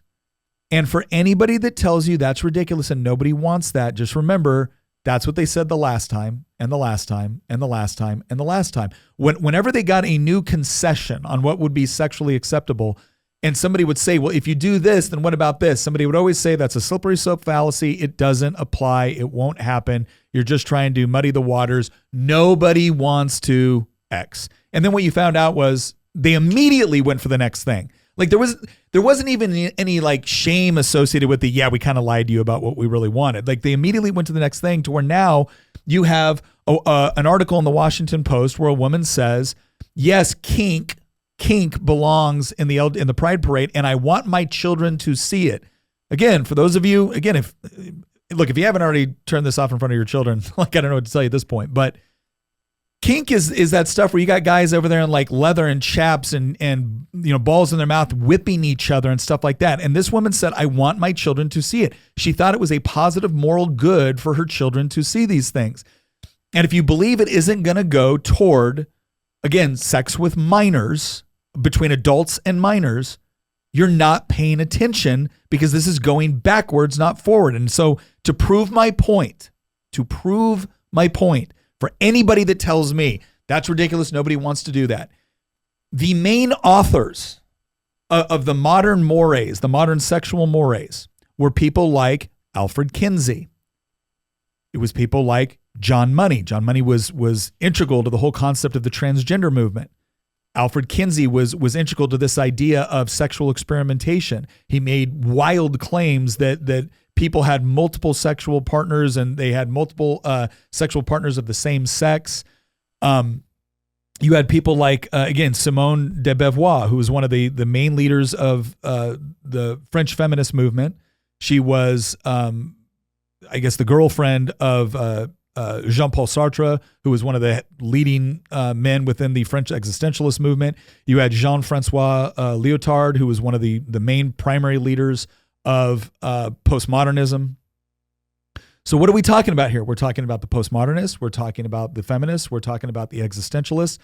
All of these people were dominant. They were considered pioneering minds when it came to sexual relations, marital relationships, and they were universally opposed to any sort of Christian morality when it came to roles between men and women, marriage as an institution, and sexual mores. Okay. And today they're not even known by most people, but guaranteed they've influenced the textbooks that are informing modern thought on these ideas. So what did some of these people believe within their own personal life? Well, let me go ahead and read this. Again, for anybody that tells me that we're not moving in the direction of the sexual exploitation of children. On 26 January 1977, we're not talking centuries ago, an open letter written by Gabrielle Matzneff and signed by 69 people was published in Le Monde, presenting a defense of those placed in pretrial for sexual relations with children under the age of 15. In particular, the letter addresses the Affaire de Versailles, a 1973 incident in which three men, Bernard de Jager, I'm going to script the names, I apologize. Bernard de Jager, Jean-Claude Gallion, and Jean Bricart were arrested for nonviolent sex offenses against children aged 12 to 13. The letter, published the day before the trial, criticizes the French legal system for the long pretrial detention of the three men and argues that the children had consented, but that the law had denied them their right to consent. You see the nature of the argument? Denied them the right to consent. Finally, the letter claims that the law is inconsistent and argues that if minors aged 13 have the capacity for discernment to be held responsible for a crime, then the law should provide them with the same capability to consent. Who signed this? Jean-Paul Sartre, Jean-Francois Lyotard, Simone de Beauvoir, and then there's a whole list of other, again, there's about 66 other people that signed this letter who were all incredibly influential French philosophers, theorists, feminists. Foucault did not sign this one. He actually did not sign. I thought he signed the 1977 petition. He didn't sign the January 77 petition. Was it the 79 petition? Not sure. It might have been. We can look at that later. Okay. But another interesting thing here. This is he did sign on. Let me see. I think it was the May 1970 petition was signed by a number of prominent French intellectuals, doctors, and psychologists. I love it when they say from a wide range of political positions. They were all, a wide range of leftist political positions. But Foucault did sign that one. And then on April 1978, in conversation between Foucault, Jean Denet, and Guy, I can't even pronounce his last name, detailing the reasons for the positions was broadcast by the radio channel France Culture during the program Dialogues. In the conversation, which was later republished as Sexual Morality and the Law, the three discussed the petition and concluded that consent as a legal concept is a contractual notion and thus a trap, saying that no one makes a contract before making love. So even then, they're talking about consent as a legal trap. So they're even questioning this concept of consent. You know what's going to eventually happen is that the sexual revolution and modern day feminism started with, let's tear down these ancient backwards religious structures and uphold consent. And it's going to end with mass rape is what it's actually going to. And the reason why is because consent has no ground to stand upon if you remove the foundation that actually provided for consent. What you're going to end up seeing is a return to the old way, pre-Christian way of viewing things like sex and morality and children as well. Because as we talked about in this video that we reacted to, the concept of consent was an alien concept to the Romans and the Greeks before Christianity. Once you strip out Christianity that provides for this foundation of consent, the same people that are telling us the only thing that matters in sex is consent, well, what's going to happen when the religious substructure that provides for consent is no longer believed by people? Right now, we're coasting. We're on fumes right now. We have a society where so many people don't believe in Christianity, but they do believe in the substructure in moral underpinnings of Christianity without actually believing in Christianity itself. What happens in 2 or 3 or 4 generations when a new generation of young men are raised who not only do they not believe in Christianity, they have no reason to believe in the moral substructure of Christianity. And somebody and they assault somebody, or they molest somebody, or they rape somebody, and somebody says, "But I don't consent." And then their response is going to be, "Well, who gives a damn about consent?" Well, because right now we live in a society where even if people are no longer identifying as Christian, they still believe in that cultural Christianity. They still believe in the idea that, oh, well, I shouldn't force myself on somebody. That's disincentivized. And they push for this whole laws of nature thing. And the more they push through, like, okay, I don't need a God to tell me something's right or something's wrong. I just look at the laws of nature. Well, the further you go into the laws of nature, the more close to rape you're going to get. I had somebody once tell me that. They're like, I don't need a God to tell me what's right or wrong. I said, okay, well then how do you know? And she said, well, it's simple. If I can look at myself in the mirror and know that I've been a good person, or that I've done the right thing that day, then I know I'm doing the right thing. I said, that sounds a little bit sociopathic. And she goes, do you even know what a sociopath is? I said, yeah, it's someone that can justify any of their actions provided that they can look at themselves in the mirror and say it was okay. Like if you literally just said the highest elevation of determining whether or not what you did was right or wrong, justified or unjustified, is whether or not you're okay with it. You haven't got rid of God. You've put yourself in the place of God. And people want to look at this as, oh, so you really believe that if we all stop believing in Christianity tomorrow, we all be murdering each other? No, I didn't say that. What I said is, I want you to come up with an intellectually consistent and honest way in order to determine what makes something objectively right or wrong. And all you can come up with is preferences. Well, I got news for you. Maybe none of your preferences would lead you to do bad things to other people. Are you really going to claim that that's not true of others? So, and just to hammer this point home, because I've been wanting to get this out before we move on to this other point I want to make about John Mooney and Kinsey, because everyone I'm talking about right now are French thinkers, which have heavily influenced Western thought. When we get into Kinsey and John Money, that's very much focused on the sexual revolution within the United States and societal norms. But in 1979, again, if you didn't think those other petitions were bad enough, in 1979, a petition was published by Liberation supporting Gerard R., who was arrested for having sexual relations with girls aged 6 to 12 living at his home. The petition argued that the girls were happy with the situation. The letter was later reproduced in the paper La Express in the issue of 7 March 2001. The petition was signed by 63 people, and including other prominent names within, again, French culture and academia. So again, anybody that is going to tell you that this is ridiculous, this is stupid, nobody wants to. Some of the most influential people in all of your kids' philosophy courses in college thought that things like this were perfectly fine and justified. Thought that grown men in their 30s and 40s and 50s having sexual relations with 6-year-old girls was not only acceptable, but they would put their name to it, telling the French government, you should legalize this. Yes. This is why I said that the sexual revolution and the modern feminist movement began with stripping out the outdated patriarchal ancient structures of these Bronze Age peasants who are a bunch of idiots, in their words, right? Began with this and upholding concepts like consent without realizing where consent even comes from. And it's going to end with mass rape and pedophilia. That's where it's going to end. And the reason why is because you might not believe these things. Your children might not believe these things. Your grandchildren might not believe these things. But your great-grandchildren, they will have no moral foundation for them to base any sort of worldview around. And if one day something will happen in the far future, it might be 100 years from now, but the direction that we are going as a culture in the West, a post-Christian society in the West, eventually it won't be a post-Christian society. It will just be a society. There won't be any post-Christian thing about it. It'll be a return to the old days. Just a hedonistic. In fact, there's a famous quote by the historian Tom Holland, not the actor, the historian. Not Spider-Man. Yeah, right. Not Spider-Man, the historian Tom Holland, who was raised as an atheist and went through the same process that some of these new atheist people like Richard Dawkins have gone through, where he hasn't quite fully embraced Christianity, but he now realizes that, we've actually been making a terrible mistake attacking Christianity. And it's in part because he's a historian of classical antiquity, particularly the Roman and Greek eras.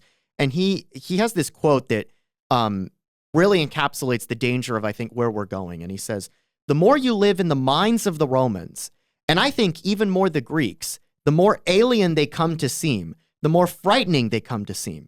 And what becomes the most frightening reality is a kind of quality of callousness that I think is terrifying because it is completely taken for granted. There's a kind of innocent quality about it. Nobody really questions it. Caesar is, by some accounts, slaughtering 1 million Gauls and enslaving another 1 million in the cause of boosting his political career. And far from feeling in any way embarrassed about this, he's promoting it. When he holds his triumph, the people that are going through the streets of Rome carrying billboards boasting about how many people he's killed and enslaved. There's a really terrifying alien world, and the more you look at it, the more you realize that it's built on a systematic exploitation. In almost every way, this is a world that is unspeakably cruel to our way of thinking, and this worried me more and more. And what he ended up concluding is that for a long time, he thought, and many people think, that we are the inheritors of Rome and Greece. And that is true in many respects. But there are 2 pillars that make up Western civilization. And we've only really been emphasizing one, sometimes without even realizing it. We emphasize the Greco-Roman tradition. But the Greco-Roman tradition, when divorced from Christianity, is one that's of ghastly barbarism. Western civilization is made up of Christianity and the Greco-Roman tradition. It's not one. It's not just one.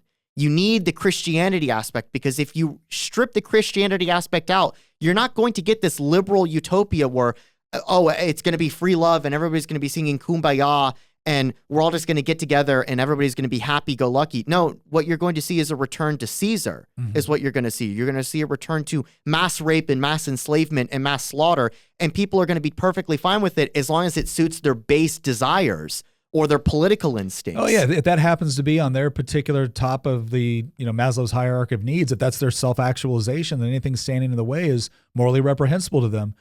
We're going to go through 2 more characters right now that I think people need to understand the amount of influence they've had. Alfred Kinsey.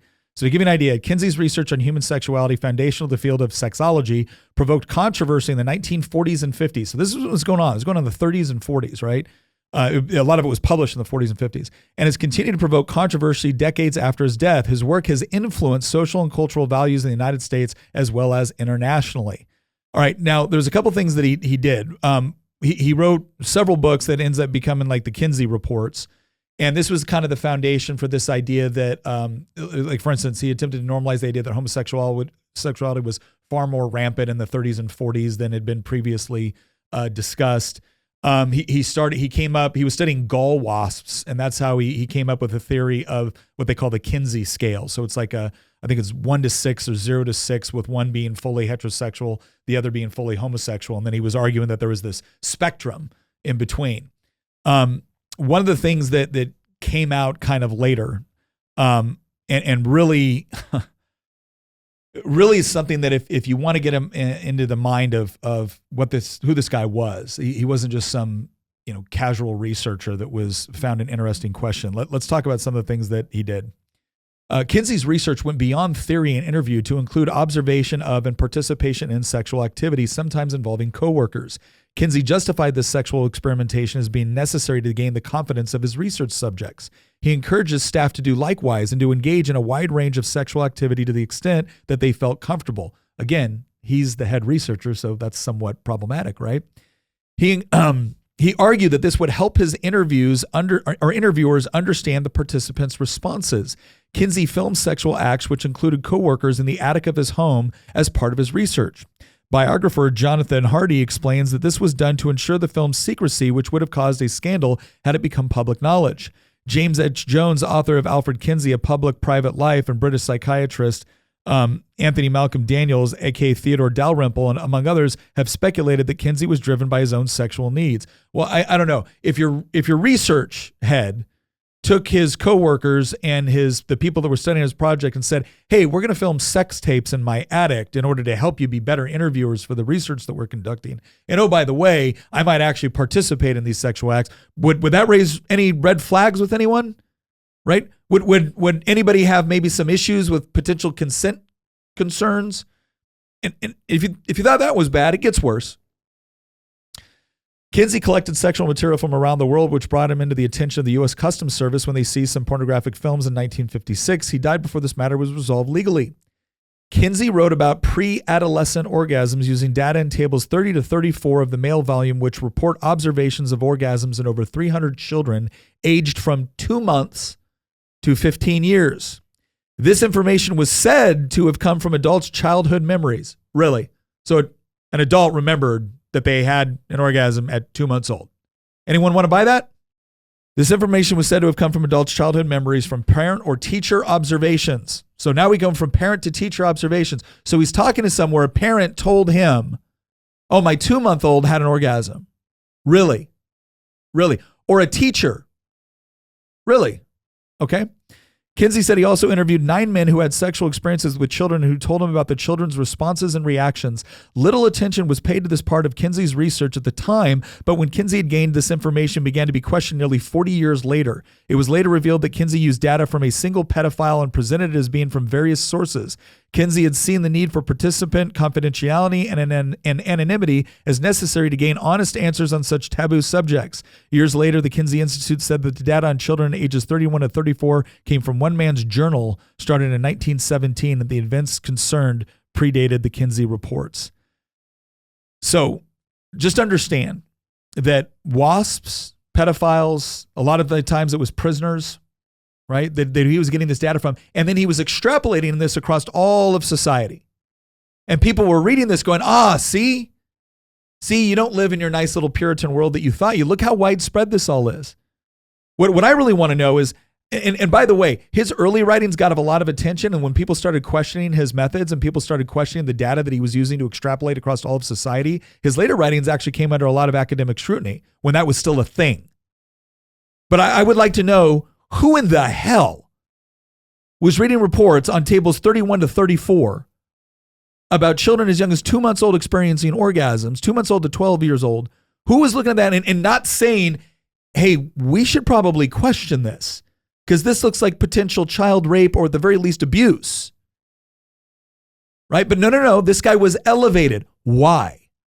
Why was this guy elevated by elites within our own society? At the same time, right, again, understand that this was going on, and then we're going to go to this other guy I want to talk about, which is John Money. So John Money came a little bit later, but here's what Money was kind of famous for. Money was famous for suggesting that the whole male-female, right, the gender dynamic, right, because gender is a relatively new world within the lexicon. It used to just be sex, right? He's the one that pushed this idea. So you had a child named David Reamer who essentially was getting a circumcision, and it went very wrong, and he lost a significant portion of his genitalia.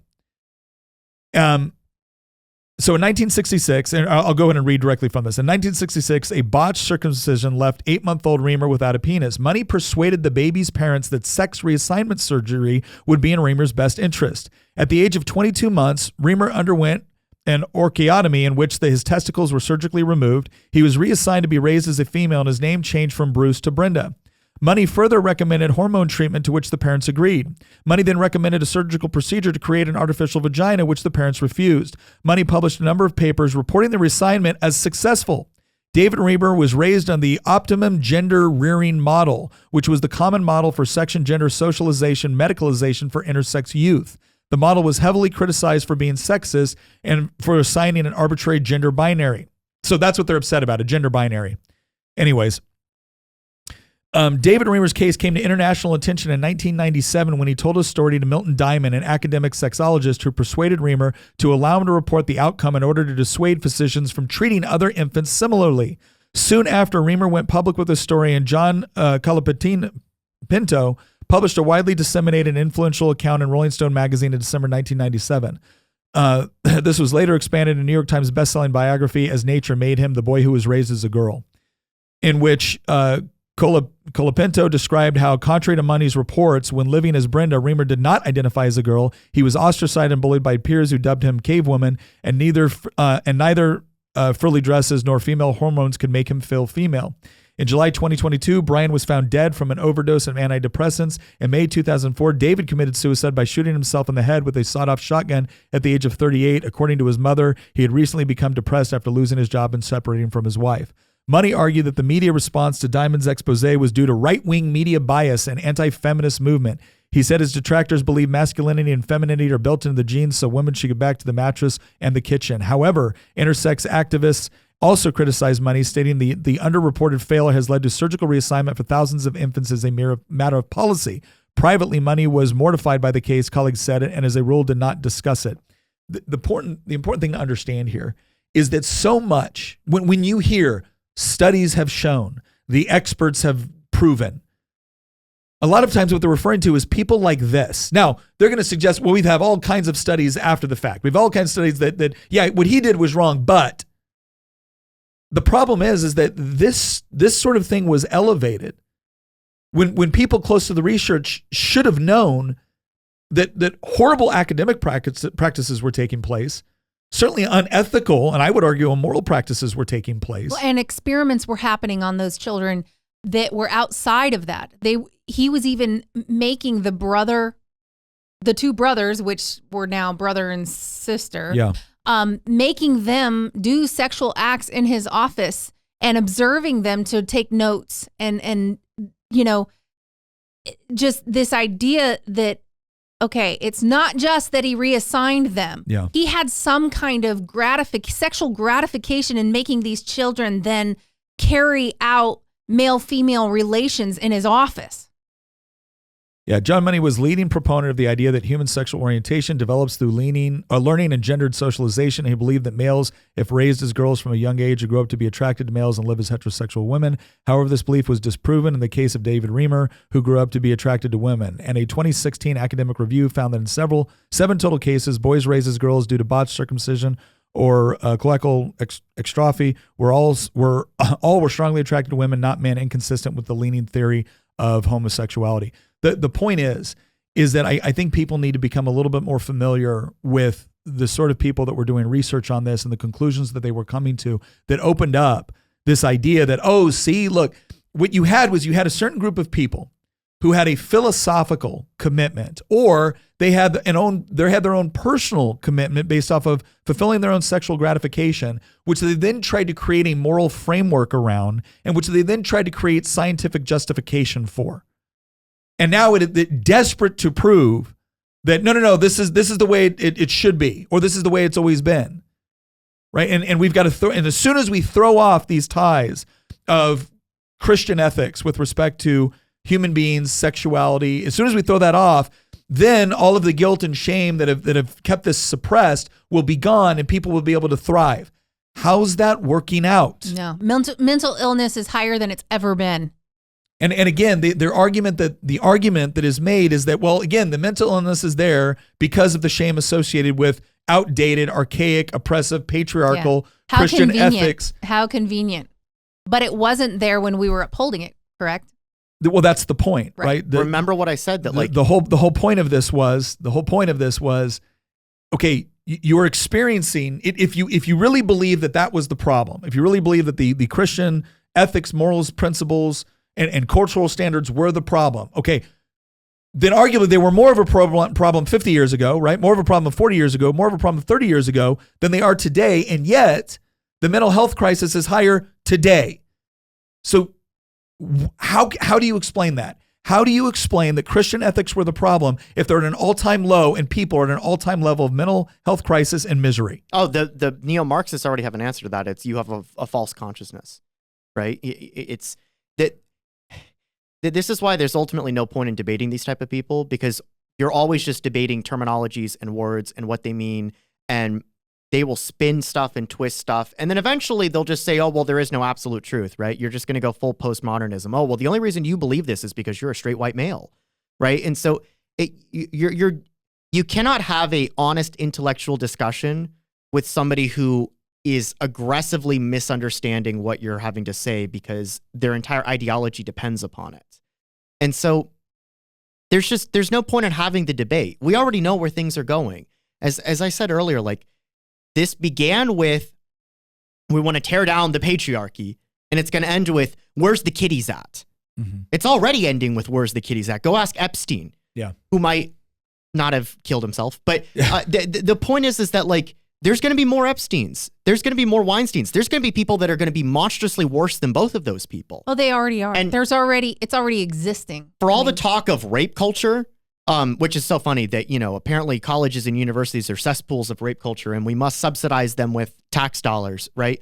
I mean, when I went to school, like one of the first things they bring up, this was 10 years ago, is that 1 in 4 women on a college campus are going to get sexually assaulted or raped. Like they told us all that like within the first week. Oh, great. So these universities, again, are cesspools of just, raping, misogynistic, brutes. And also we need to subsidize them with your tax dollars. Yeah. For all the talk on the left about rape culture on college campuses, oh, you have not seen anything yet. First off, most of that is actually not true. Like the UVA stuff and the Duke stuff, like the Rolling Stone stories from a few years ago that ended up being a hoax. This is another example of how don't actually trust the experts when they say things because they have an agenda to push. But you actually will see a rape culture at some point. And you will see it once Christianity is gone. And I don't mean actual Christianity. I mean not even cultural Christianity. Mm-hmm. I said earlier, like, it's not going to happen to your granddaughter. It's not going to happen to your daughter or your granddaughter, but it might happen to your great-granddaughter once she's growing up in a society that has no connection to the past. And then suddenly arguing that, oh, well, I didn't give consent. You're going to be arguing with somebody who doesn't even believe in that worldview. And they're going to say, well, who cares about consent because I just want to get mine. Well, and so you're going to see, I think the future is, this is the dark pill moment. I think the future is very dark in the sense that I think you're going to see rampant rape and pedophilia and a return to the pre-Christian Roman sexual norms eventually, because we're coasting off of a moral framework that people don't even believe in anymore. Well, it's a logical outworking. So Colapinto, the guy that wrote the article that went into Rolling Stone about Money's work, Colapinto reported that Money told Paideika, a now defunct Dutch journal of pedophilia, that if I were to see the case of a boy aged 10 or 12 who's intensely attracted to a man in his 20s or 30s, if the relationship is totally mutual and the bonding is genuinely totally mutual, then I would not call it pathological in any way. So I just want people to understand this is what we're talking about. This guy could have written this in ancient Rome. These are your trailblazers. This guy could have easily written this in multiple civilizations within antiquity, and been like, okay, yeah. So he's not blazing any trails, right? This is not progressive. This is regressive. It's degeneracy. It is, but that's where the trail for the modern left. Well, they did blaze that trail. I find it interesting. The modern left is now considering this this is something they will fight for. Like, they're not fighting for this yet. What they're fighting for are the things that will lead to this as a matter of logical consistency. Because if you can identify as anything that you want, right? Again, sex is not sacred. Sex is just a response to stimuli. It's there for fun. And it happens to produce children, but only if you want them, right? And all sexual expression is perfectly fine as long as it's between consenting adults. Well, we've already seen that start to be challenged, right? Because now we're starting to see a situation where we're going to allow minors as young as 10, 11, and 12 to take puberty blockers to, completely alter their natural development, the natural puberty that would be taking place. We're going to let kids as young as 16 get gender reassignment surgery, where now they're essentially sterilized, right, forever. We're going to allow that to take place. And if a child can make those sorts of decisions about their own body, and they know who they are as an individual, and they know who they are with respect to their own sexuality, and we have many people now suggesting that kids as young as 1, 2, or 3, some have even claimed in the womb, understand their own sexuality, well then, aren't they going to also make an argument that if they can make all these decisions about their sexuality, if they can make all these lifelong decisions with respect to their sexual expression, their surgeries, the medications that they take, if they can make all of that, and in fact, some states will now protect the child's right to do that even when the parents don't want to approve of it, well then, obviously the state is going to intervene at some point and say, well look, if a child can make all these important lifelong decisions with respect to their own sexuality and sexual expression at ages 9, 10, 11, well then, to prevent them from doing so in a consensual relationship with somebody else, well, that's a form of oppression, right? Now, if you think that's disgusting, good, you should. Now, here's what I want you to do. Explain to me how it is logically inconsistent with the arguments currently being made by the left. You can't. It isn't. It all goes back to what Foucault said before, when he said the whole consent concept is a trap. You're trying to trap us in this legal wording, which is going to be used against us after the fact. I'm sorry, but this is what happens when you remove the moral underpinning from something and think you can get the benefits of it without ever asking why the moral underpinning was there in the first place. It's not arbitrary. And millions of people are learning the hard way. It was never arbitrary.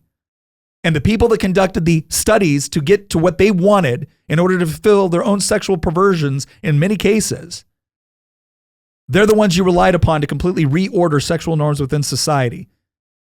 And it is leading to massive mental health issues. It's leading to surgical deformity.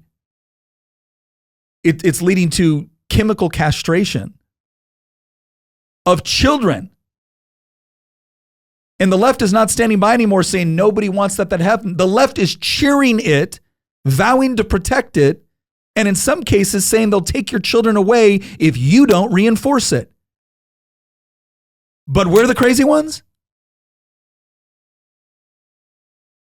Look, I think this was a very interesting video by Live Action. As I said before, this is going to be one in a series. They've got several more coming out about a variety of topics that are going to address some of the questions of sexual norms and why were these rules that are now just seen as being so, archaic and being just arbitrarily thrown out. Okay, great. Why did they come about in the first place? Why were they put into place? What actually preceded these ideas of these social norms, these sexual norms? And who are the real people behind some of the theories that we're now building new sexual norms based off of? Because once you start to dig in to their own personal lives and what they did and how they came about their research and the conclusions they came to and some of the things that they just straight up falsified, you start to be a lot more skeptical when people say a study was conducted. The experts say. Look, I find it horribly unfortunate that news study says or experts say can now many times be translated as nothing more than the prevailing cultural elites want you to believe this. And if you control the institutions which conduct the studies, if you control the funding which provides the studies to take place in the first place, well, then you probably have a great deal of influence on what those studies will conclude, especially when you have a culture, society, political elite, and entertainment industry that will be more than happy to push it out there as accepted fact and then censor, deplatform, demonetize, or punish anybody who disagrees. Once again, thank you very much for joining us for this episode. Head over to Live Action, check out this video and the others that they will be releasing over the next several weeks. Again, I think it's really interesting. If you're interested in this topic from a moral perspective, from a philosophical perspective, from a historical perspective, or even a utilitarian one, I think they make some good arguments. Maybe you don't. Maybe you're not a Christian and you think that we're putting way too much emphasis on Christian ethics with respect to sex, and you think that there's another way that you can achieve the sort of results that maybe you agree on the results, but you don't agree that this is the path to get there. Okay, fine.